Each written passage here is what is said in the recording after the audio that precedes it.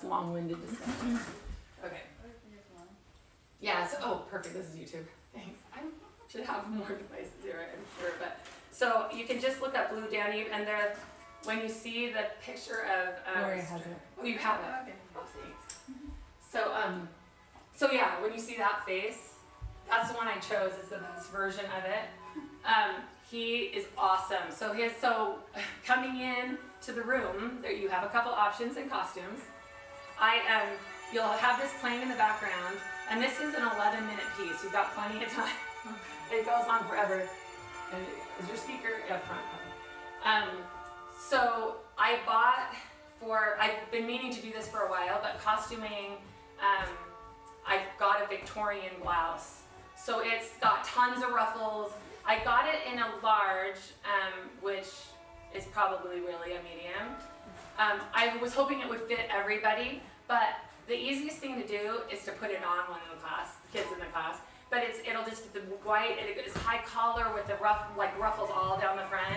So there's that, and if you want to wear it, then I also got a long skirt. So I've been borrowing costuming from Nancy Holiday, and she was the famed person 25 years ago at Parkmont. She still has all the costumes, but they were all her own personal costumes. So I'm trying to put together a little bit. And that one we would have worn during the cassette lesson, and pretty much every time we talk about somebody during that period. So I have the bustle. Oh yeah, the cassette one was great. Yeah, so that I have the bustle, and then I'll have a skirt and a blouse for each school. And if you don't want to dress up like that, or you want to put the shirt on one of the kids, I also have a giant handlebar mustache for each. So if you want to wear it, I don't know how you're going to teach your lesson with it on, but you could have a kid come up and put it on, or you could have it on when you start the lesson. I know some people are into costumes. So that's the costume in the beginning, and then they'll be hearing this waltz. And so so then you'll ask the kids, okay, is this the kind of music that you listen to at home? Oh, do you have your binder? Yeah. Oh, because I have another one over for you. Oh, Don't worry, no, it's just from school. Oh, okay, so It's okay. It's to everybody. Oh, good. Okay. So yeah, don't worry, it's just the red one behind you. Don't worry at all. Sorry, is it? I was just assuming that people hadn't grabbed the ones out of there, so I just made extra copies. And because the person that created the FAME program gave me permission, Calvin Schraub. So anyway, so so the same. it is for the most part. So there are like 5 iterations, and every once in a while I'll find a binder that has like one lesson that's old and one that's new. Okay. And so I know the ones that I made this year are all current. Hello, come in. And so you'll have that the waltz playing in the background, and then getting the kids kind of talking about like, oh, is that music, that waltz that you can sit here, or you can sit you're good. Okay. Actually should we introduce ourselves? I'll just teach the lesson and we can introduce ourselves later. Sorry about that. Okay. My ADD's kicking in. Okay, so you start with the music, and then ask the kids, okay, so do you hear this, did your mom and dad listen to this kind of music in the car? Is this something that you listen to with your friends? They're inevitably going to say no.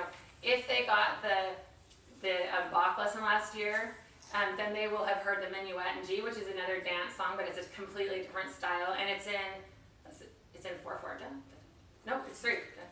It's also a dance song, and it's in 3/4. So it's actually in the same meter as the waltz. And so you can play both if you think your kids have heard the Minuet, but they're really just older music from, most of them they won't be familiar, but the waltz will sound familiar. That's probably the most famous waltz around. So you can ask the kids, okay, so what music do you listen to then? And you'll get everything from them. And I was even trying to figure out what's even current myself. So I looked at the popular music that's current right now, and I didn't know any of it. So I thought, instead of volunteering, sometimes it's hard to get them to say anything, but you can say Beyonce, everybody knows who she is, but the kids will start telling you. And so when you dance, how do you dance to that music? And you kind of get them thinking about dance music. And so this music, it was the dance music of the day. So when you think about this music, do you guys think of this as modern or classical? Does this sound like classical music to you? And the kids are like, oh yeah, it's classical. Well, for them, this was Beyonce. So, or like when my mom and dad were growing up, this was the Beatles. It was what people were going, oh my gosh, they're dancing and they're touching. Like, because before the dance music was actually before him, it was the French, like they touched hands and danced like this. So when you've got people touching, they were afraid of diseases. They were afraid of all the stuff that could happen if you're touching each other. So it was just scandalous, this waltzing. And so it was definitely not, it wasn't considered classical music back then. And so this music, this type of music is famous now. It's called, you want to get them around to, if anyone knows it's a waltz, it's called a waltz. And the person that we're talking about today is Johann Strauss Jr. His dad was also, so he is from Vienna, Austria, and he has the sweetest lamb chops. I could not find lamb chops to go along with the handlebar mustache. So yeah, whoever is going to put that on in your class doesn't get to put on the lamb chops either. But yeah, I have found one picture where he doesn't have the lamb chops on. But his dad was this pretty well known. Like he grew up in a family that like they knew who he was. And so Blue Danube isn't actually our song. Artist Life Waltz is the one that they are that they talk about in it. But Blue Danube's the most recognizable. So Johann Strauss was he really interesting guy. Like his dad did not want him to go into music at all. He wanted him to be a businessman, even though he was a musician and he was well known as this. Not everybody called him the Waltz King, but really, if you look at that, the Waltz King, that's actually people would consider him the more famous than his father. But he was like forbidden from taking lessons, and then his mom on the sly got him violin lessons, and his dad wasn't aware of it, and he was just like a prodigy. He was writing music when he was 6 years old, and that kind of thing. He was just super, just such an amazing artist. But the funny thing is that his teacher was trying to get him. He was so good at composing and playing when he was so young. This teacher wanted him to like symphonies, like just to write like serious music. And he's just, but the waltz, like. So he actually took the waltz form and made it symphonic, like it's legitimate, like real, beautiful classical music in a waltz form. Taking some of our current music and changing it to be like. Right. Yes. Different changes you can make for sure. So he was just a really interesting guy. He had his dad actually left the family when he was 14. So when he was 14, he'd actually already gone to school to become a banker. I think his dad was trying to get him to be a banker. He'd done a little of that, and then his dad left, so he was like, forget it. I'm going to music school. And so he started, and his debut, he was really young. I think he was like 19, and he was conducting his own orchestra. So actually, the kids will not remember Harry Connick Jr., or they'll know because of American Idol, because he was judged, but they don't know. He was like 23 or 24, had his own band, big band and I mean, he was an amazing prodigy, but this guy was 19 years old, had his own orchestra, and he was conducting the orchestra and playing in it. Like he was not first violin, obviously, but he was playing solos and stuff for it. And then he had some of his own music, but his dad didn't come, and they thought that there was there had been a rift, and that's why his dad wasn't there. But he actually did this huge tribute to his dad at the end of the concert, and it was just so well received. So he was really young, and they loved him. And he just like started this amazing career super young, which is so rare in our fame artists. Most of them, like nobody knows who they are. They die in poverty. It's like Mozart's story kind of thing. But he was wealthy and well received all his life. He did dabble in like some other different musical styles, but really waltz is it. He did one opera that is still performed today, and he did some symphonies. I mean, he did more than one opera, but the bulk of his music is going to be waltz.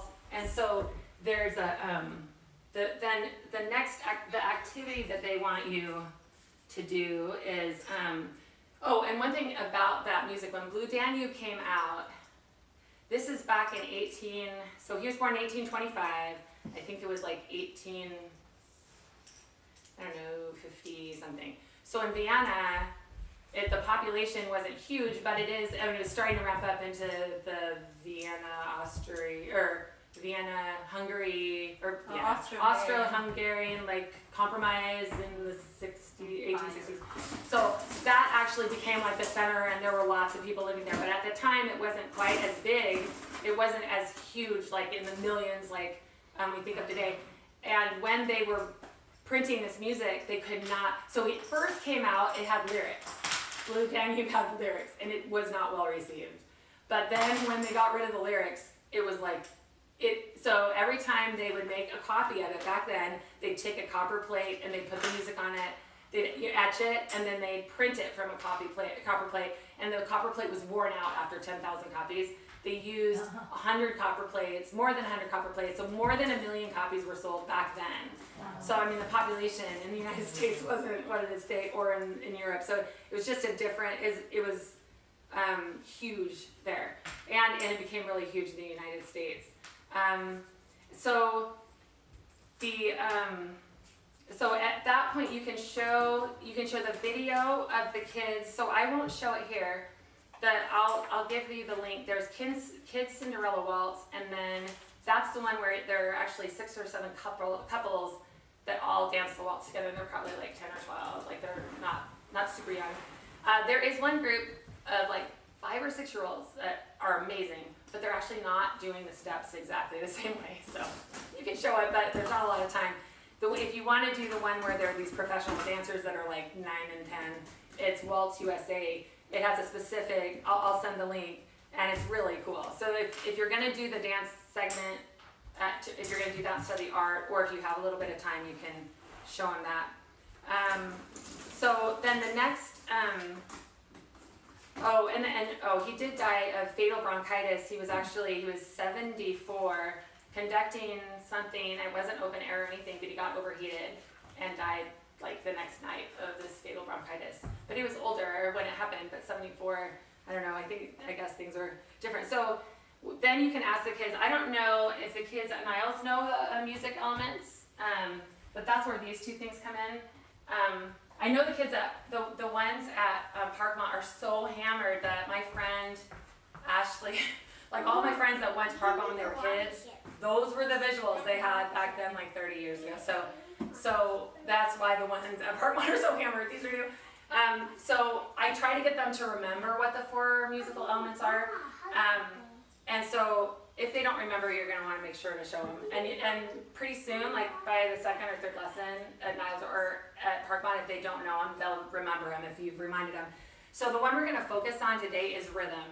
So there are a couple of things that they have you do with the rhythm, and it's totally in your comfort zone as far as music's concerned. The rhythm, so this is, both of the schools have this. This is the way I teach about rhythm and beat. So, and some of you aren't familiar with this one, but because it's a fairly new one, I just made it like a year or 2 ago at Parkmont.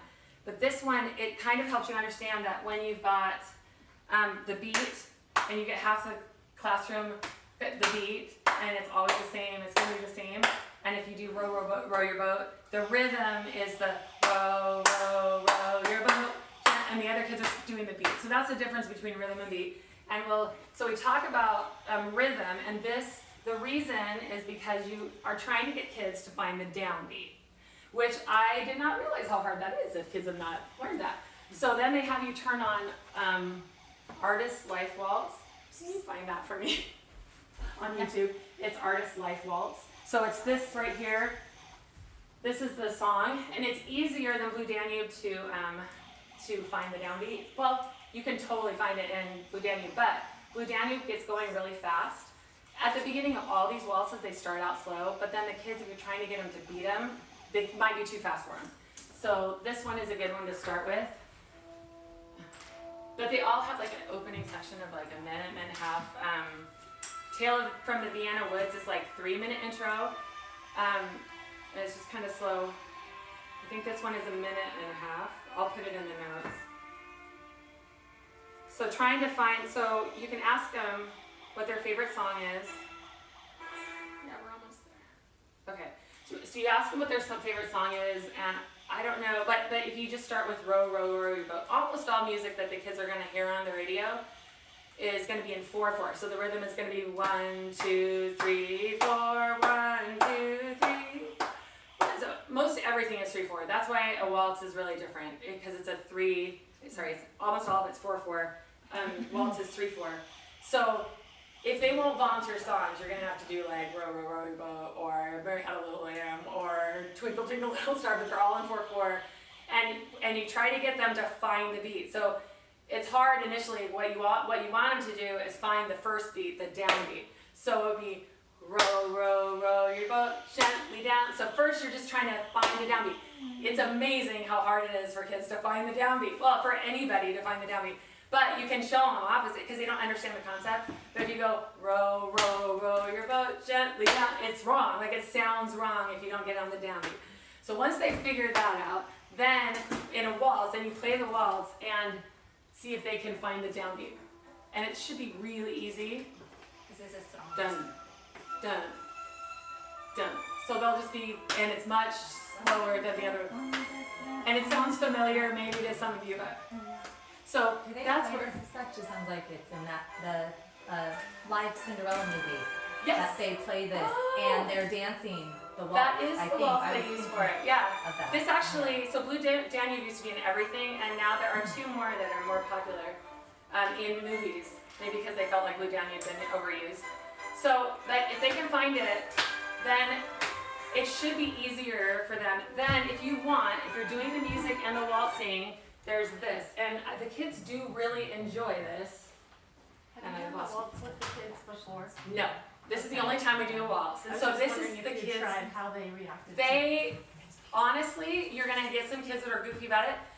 If they don't want to be with an opposite sex partner, they don't have to. But they do have to have they have to be each playing one or the other part, because it doesn't work if they're both playing the boy part.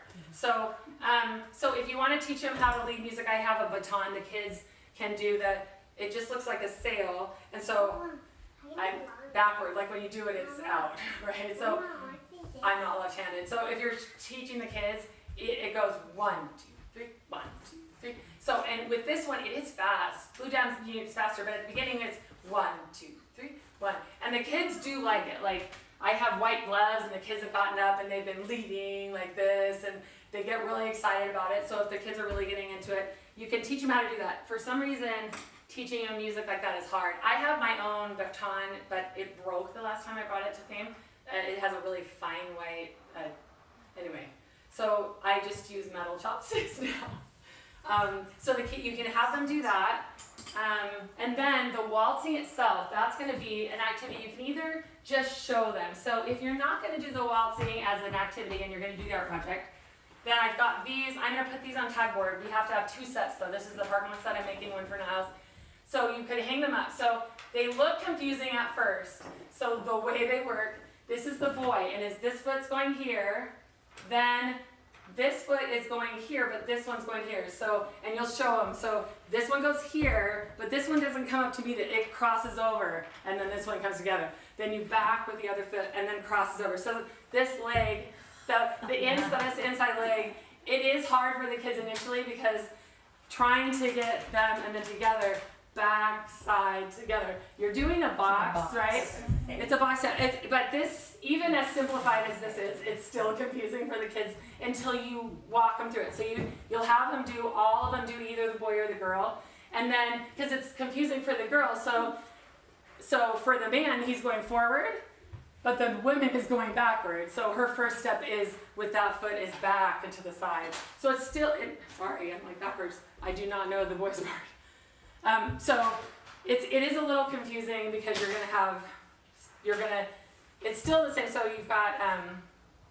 you've got the girls are starting like halfway through that cycle. They're going backward and then forward, and the guys are going forward and then backward. Right? Sorry, I'm using myself. Yes. What if they just time-wise, if there's not enough time to really explain, if they are just in line and we just do, big, Step work. small, big, Yeah. small. So that You at can do least- that. Because the first beat is the strongest. Now it's and you get Bonilla's.